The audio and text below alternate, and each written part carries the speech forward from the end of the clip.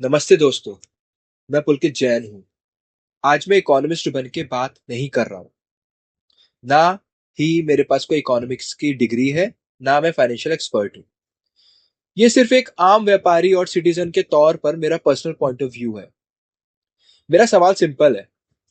अगर इंडिया इतनी बड़ी इकोनॉमी है, इतनी बड़ी पॉपुलेशन है, इतना बड़ा मार्केट है, तो फिर हम इतने ज्यादा फॉरेन डायरेक्ट इन्वेस्टमेंट यानी एफडीआई पर डिपेंडेंट क्यों हैं? हम बार बार फॉरेन इन्वेस्टर्स का इंतजार क्यों करते हैं? क्या हम इंडियंस खुद अपनी इकोनॉमी में इन्वेस्ट नहीं कर सकते? मेरे हिसाब से एक बड़ी प्रॉब्लम है कैश होल्डिंग। इंडिया में बहुत सारा पैसा प्रोडक्टिव एसेट्स में नहीं जाता, ना बैंक में, ना स्टॉक मार्केट में, ना फॉर्मल इकोनॉमी में।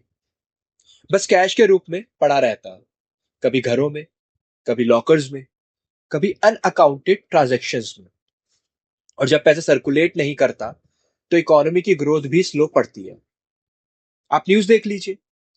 कभी किसी ऑफिसर के घर से करोड़ों रुपए मिलते हैं, कभी किसी करप्शन केस में कैश के पहाड़ निकलते हैं। सोचिए, अगर इतना पैसा इकोनॉमी में सर्कुलेट हो रहा होता, तो कितने बिजनेसेस को लोन मिल सकता था, कितनी इन्वेस्टमेंट्स हो सकती थी, कितनी जॉब क्रिएट हो सकती थी। मेरा एक कॉन्ट्रोवर्शियल थॉट है। क्या होगा अगर 200 रुपए और 500 रुपए के नोट्स को हटा दिया जाए सिस्टम से, और सबसे बड़ा नोट 100 ही रह जाए? अब लोग कहेंगे करप्शन खत्म थोड़ी ना हो जाएगा।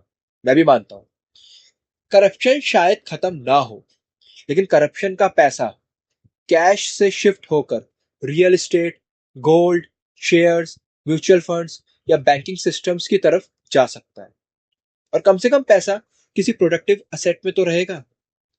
कैश के ट्रक भर के रखना मुश्किल हो जाएगा। करोड़ रुपए कैश में स्टोर करना प्रैक्टिकली नहीं रहेगा। और जब होल्डिंग मुश्किल होगी, तो पैसा इकोनॉमी में ज्यादा सर्कुलेट होगा। मुझे लगता है कि इससे डिजिटल पेमेंट्स भी नेचुरली अपने आप बढ़ जाएंगी। किसी को अलग से रूल बनाने की जरूरत ही नहीं पड़ेगी कि इतने रुपए से ज्यादा की यदि आप कैश ट्रांजेक्शन करोगे, तो आपको वो ऑनलाइन करनी है। बिकॉज अगर मैक्सिमम नोट ही 100 का होगा, तो बड़े ट्रांजेक्शन वैसे ही ऑनलाइन होंगे। एक और पॉइंट, इंडिया में बहुत सारे छोटे बिजनेसेस, कार्ड्स, वेंडर्स ऐसे हैं जो जीएसटी या इनकम टैक्स सिस्टम से बाहर काम करते हैं। मैं ये नहीं कह रहा कि सब गलत है, लेकिन जो पैसा फॉर्मल इकोनॉमी के बाहर रहता है, उसका इकोनॉमिक मल्टीप्लायर इफेक्ट भी कम हो जाता है। और जब लोकल लेवल पर करप्शन या अनऑफिशियल अरेंजमेंट्स के थ्रू ऐसे सिस्टम चलने दिए जाते हैं, तो वो पैसा भी प्रोडक्टिव चैनल्स तक नहीं पहुंचता।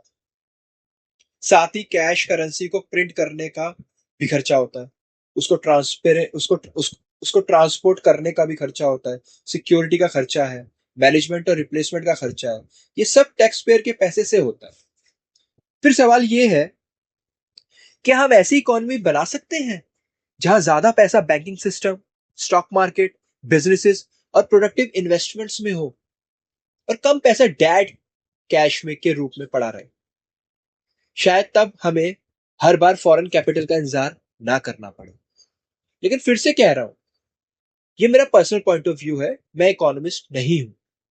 हो सकता है मेरी बातों में फ्लॉज हो सकता है एक्सपर्ट्स मुझे डिसएग्री करें, लेकिन डिस्कशन होना जरूरी है।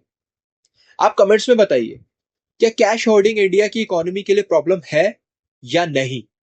और अगर हाँ, तो उसका सॉल्यूशन क्या होना चाहिए? धन्यवाद।